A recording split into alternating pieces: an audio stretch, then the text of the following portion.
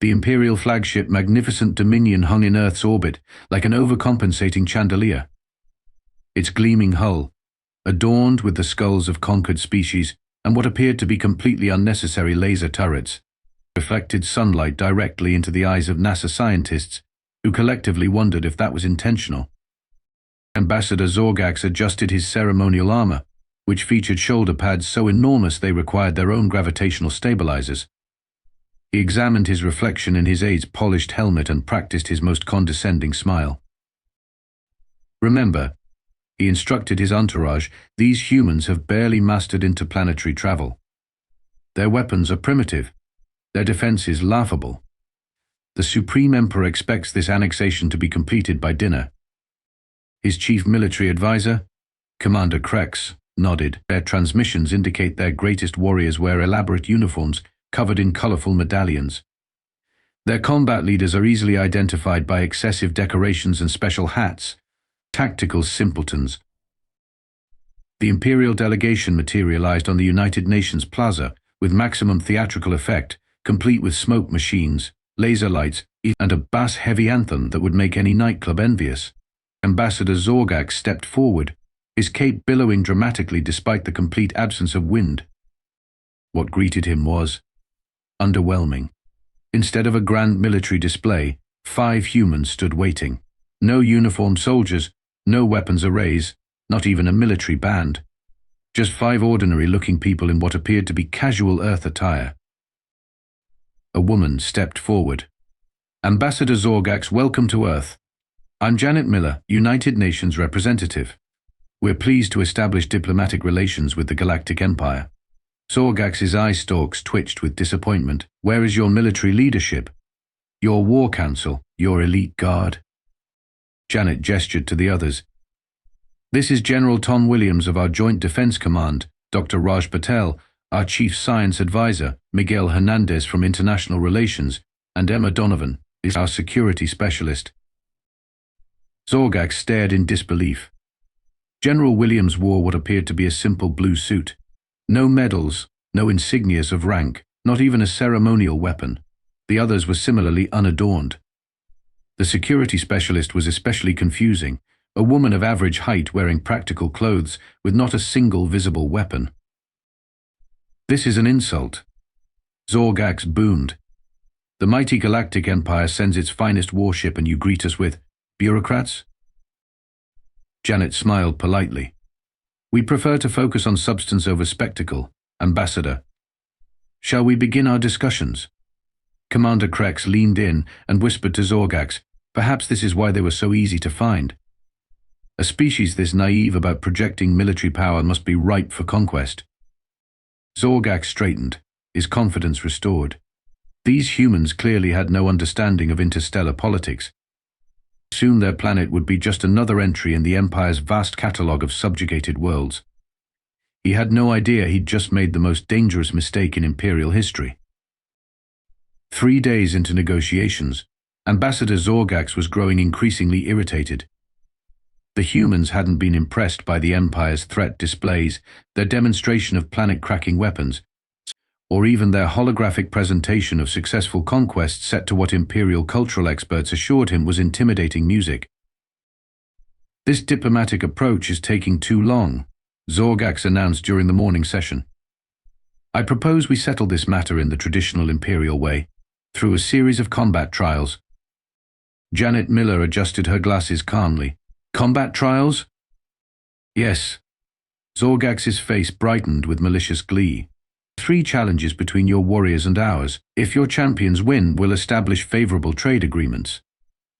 If our champions win, which they will, Earth acknowledges Imperial authority and accepts our protection taxes.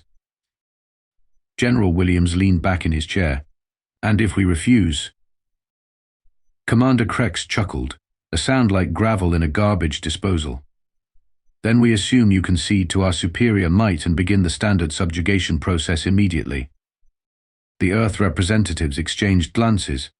We accept your challenge, Janet said finally, but we choose our own champions. Zorgax waved dismissively. Of course, send your mightiest warriors. They'll make excellent additions to our museum of defeated species. The following morning, the Imperial delegation arrived at the designated testing ground, a large military base in what the humans called Nevada. Zorgax and his officers stood resplendent in battle armor that gleamed with unnecessary lights and sound effects. When the human transport arrived, Zorgax couldn't believe his eyes. "These are your champions?" he sputtered, eye stalks fully extended in surprise. Instead of elite soldiers, 3 ordinary-looking humans stepped forward. None wore military uniforms or carried visible weapons. "Allow me to introduce our team," said Janet. "This is Jack Mercer, high school physical education teacher." A middle-aged man with slightly thinning hair gave a friendly wave. He wore track pants and a polo shirt with a school logo. Mei Lin, who runs a noodle shop in San Francisco. A small, 60-something grandmother smiled pleasantly. She was dressed in comfortable slacks and a cardigan, with sensible shoes. And Doug Wilson, who works in accounting at a manufacturing firm.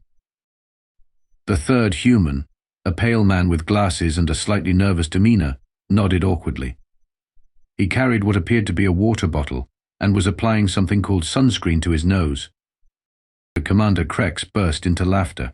"Is this a joke? Where are your elite warriors, your special forces?" General Williams shrugged. "These are our choices." The Imperial officers huddled together, chittering in their native language. "They're mocking us," hissed Lieutenant Draz. "This must be some kind of psychological warfare." "Or perhaps," suggested Zorgax with a smirk, "they've already surrendered and are trying to save face." The ambassador stepped forward.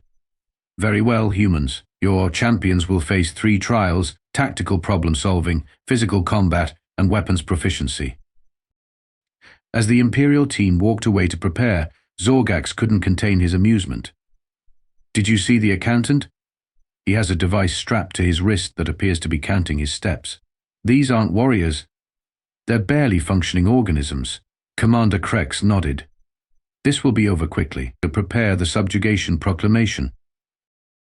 The first trial took place in a massive holographic chamber the Imperials had transported down from their flagship. Inside, a complex 3-dimensional battlefield materialized, featuring terrain that shifted unpredictably. Commander Krex explained with obvious satisfaction that this was a tactical simulation used to train Imperial officer cadets. "Your champion will compete against Lieutenant Draz, who graduated top of his class at the Imperial War Academy," Krex announced. "The objective is simple: capture the enemy's command post while defending your own." Jack Mercer, the gym teacher, stepped forward, stretching his shoulders. "Good luck, human," Lieutenant Draz sneered through his translator. "This simulation has a 98% failure rate among first-time users." Jack nodded politely. "Looks fun. Reminds me of the games I set up for dodgeball tournaments." The Imperial officers snickered as both participants were integrated into the simulation. Holographic armor materialized around them, and they each received command of 30 virtual soldiers. "Begin," bellowed Commander Krex. What happened next caused the smug expressions to slide off the Imperial faces like ice cream on a hot sidewalk. Jack didn't just understand the simulation, he dominated it. He seawful. His troops moved with precision that baffled the watching officers. He utilized terrain features the Imperials didn't even know existed in their own program. Within minutes, he had Lieutenant Draz's forces divided, confused, and retreating. "Impossible," muttered Zorgax. "How is he doing this?" 15 minutes later, Jack captured the Imperial command post while still retaining 25 of his original 30 soldiers. Lieutenant Draz emerged from the simulation looking like he'd seen a ghost, assuming ghosts were real and extremely good at tactical warfare. "That was entertaining," Jack said, rolling his shoulders. "The spatial dynamics remind me of some operations I ran in my previous job." "Previous job?" Commander Krex demanded. "Explain." Janet Miller intervened smoothly. Jack taught advanced military tactics before becoming a gym teacher. A career change for better work-life balance. Zorgax's eye stalks narrowed suspiciously. "You were a military instructor?" "Something like that," Jack replied vaguely. 20 years with special operations. Now I teach kids how to climb ropes and play fair, and much more rewarding. The Imperial delegation huddled together in confused consultation. 20 years in special operations, Commander Krex whispered. And now he teaches juvenile humans how to climb ropes?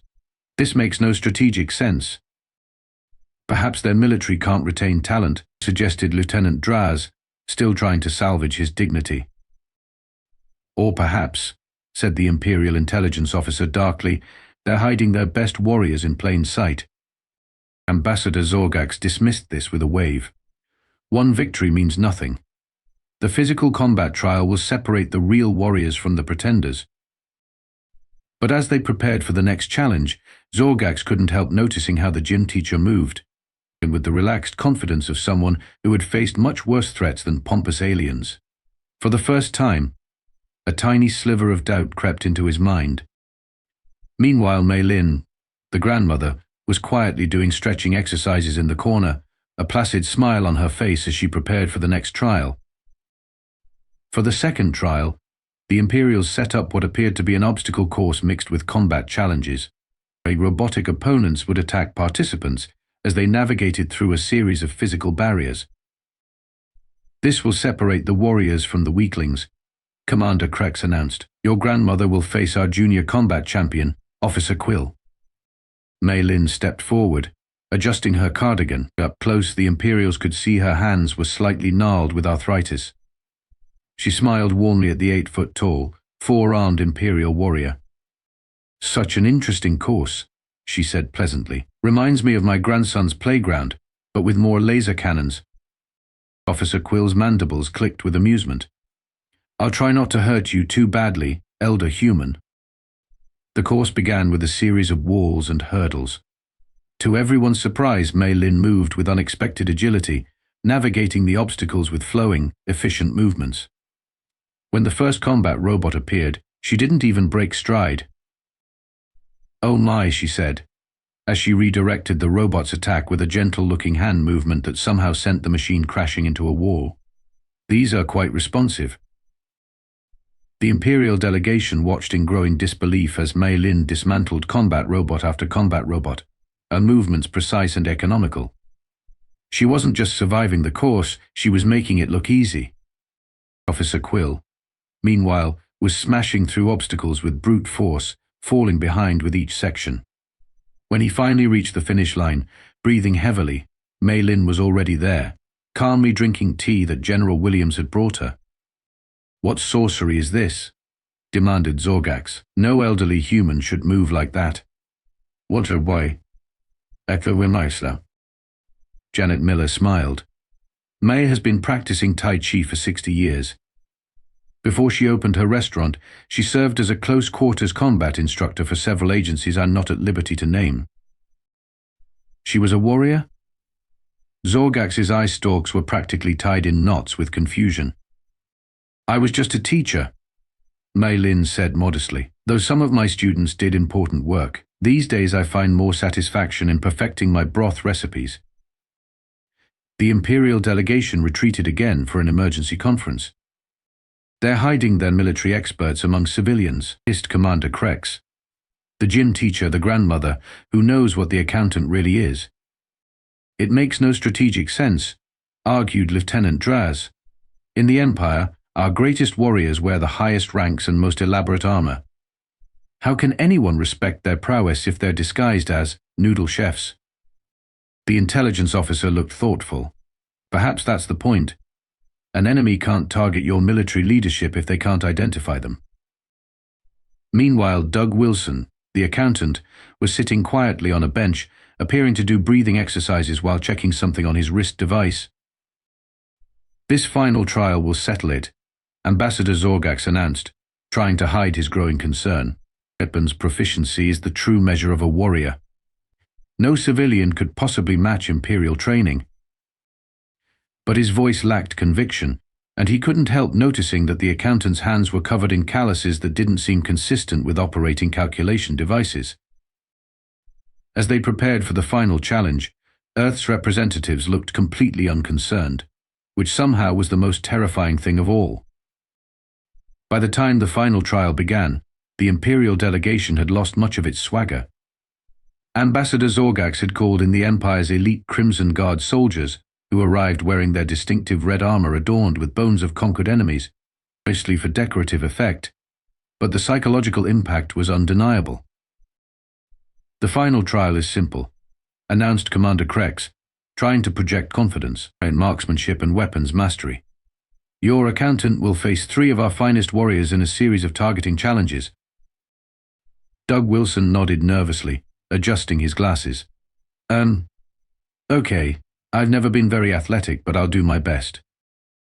The first round involved precision targeting of holographic drones. The Imperial warriors went first, hitting 87% of their targets with their plasma rifles. Not bad. Doug stepped up. Accepting a standard-issue Earth rifle, he fumbled it slightly, looking embarrassed. "Sorry, been a while," he mumbled. Then he took a deep breath, settled into a perfect shooting stance, and proceeded to hit 100% of the targets, including several that appeared for less than 1/10 of a second. The Imperial delegation fell silent. "Beginner's luck," suggested Lieutenant Draz weakly. The second round involved moving targets at varying distances. Again, the Imperial warriors performed admirably. Again, Doug Wilson was flawless, his movements so smooth they almost appeared casual. For the final round, Commander Krex was desperate. A combat simulation. Multiple hostiles, changing environment, limited ammunition. The Imperial warriors charged into the simulation, weapons blazing, taking down enemies with practiced efficiency. When they finished, they looked genuinely pleased with their performance. Doug Wilson entered the simulation zone with the demeanor of someone heading to a mildly unpleasant dental appointment. What followed was nothing short of artistry. He moved like water through the combat zone, each shot finding its mark, his positioning always perfect. He didn't just complete the course, he set a new record that caused the simulation computer to restart twice, assuming there was an error. When he emerged, he was still the same unassuming man, just slightly less nervous looking. "Sorry about the delay," he said, handing back the weapon. "Got a bit rusty since retirement." Ambassador Zorgax finally lost his composure. "Who are you people?" he bellowed. "No civilian accountant shoots like that." Doug looked genuinely confused. "Oh, I wasn't always an accountant. Spent some time in special reconnaissance. Nothing fancy. Got tired of the travel. Accounting has regular hours, and I can coach my daughter's soccer team on weekends." The Imperial delegation stared in horror as realization dawned. "Your planet, your most dangerous warriors, they're all just living among you as ordinary citizens." Commander Krex's voice was barely a whisper. General Williams shrugged. "Where else would they be?" Ambassador Zorgax threw down his ceremonial helmet in surrender. "We cannot defeat a planet where the person making your coffee might be a retired super soldier." "Or teaching your children," added Janet, nodding toward Jack. "Or making your lunch," said Mei Lin with a gentle smile. "Or doing your taxes," finished Doug, who was now calculating something on his phone. "By the way, the Empire owes Earth approximately 1.2 trillion credits for unauthorized orbital parking. I've prepared an invoice." Back on the magnificent Dominion, Ambassador Zorgax and his delegation sat across from the Earth representatives in stunned silence. The treaty document before them was nothing like the standard subjugation agreement they'd prepared. "Let me understand this correctly," Zorgax said, his voice uncharacteristically humble. "Your most elite warriors just retire and become ordinary citizens?" Janet nodded. "It's part of our defense philosophy. Our soldiers serve, learn, fight if necessary, and then return to civilian life, bringing their skills and experience with them." "But how do you maintain military readiness?" Commander Krex asked, genuinely baffled. "Our warriors train from birth until death." "That sounds exhausting," Jack Mercer commented, grading pop quizzes while they talked. "We found that people who live normal lives actually make better soldiers when needed. They have something personal to fight for." Mei Lin poured tea for everyone. "In Imperial culture, you separate warriors from civilians. On Earth, the line is more flexible." "What you're saying," Lieutenant Draz struggled to comprehend, is that Earth has millions of combat-trained individuals just making noodles and teaching physical education. And doing accounting, added Doug, who was still calculating various interplanetary tariffs. Don't forget accounting. Ambassador Zorgax looked physically ill. The Supreme Emperor must be informed that standard conquest protocols are insufficient for Earth. Your planet isn't defended by a warrior class. It's defended by a warrior society that doesn't look like warriors. We prefer to call ourselves a peaceful society that knows how to handle itself in a pinch, General Williams said with a wink. 3 weeks later, word spread throughout the galaxy. The mighty Galactic Empire had signed an unprecedented mutual respect agreement with Earth. Imperial ships were instructed to give Earth vessels wide berth, and a new regulation was issued to all Imperial forces. When dealing with humans, assume the harmless-looking ones are the most dangerous, especially grandmothers, teachers, and anyone who seems to be counting something. In the Grand Imperial Hall, the Supreme Emperor reviewed the treaty, noting with particular interest the clause requiring all Imperial vessels to pay parking fees when orbiting Earth. So these humans defeated our best warriors without a standing army? The Emperor asked. Worse, Your Magnificence, Ambassador Zorgax replied, eye stalks drooping with residual trauma. They beat us with their retired army. We never got to see their active one. The Emperor shuddered. Schedule no further conquest attempts. And someone find me a human accountant. Anyone who calculates taxes with that level of precision might help us balance the Imperial budget. And that's how Earth secured its place in the galaxy, not through superior firepower, but because the rest of the universe became terrified of ordinary-looking humans doing ordinary-looking things. Especially the ones who smiled too much.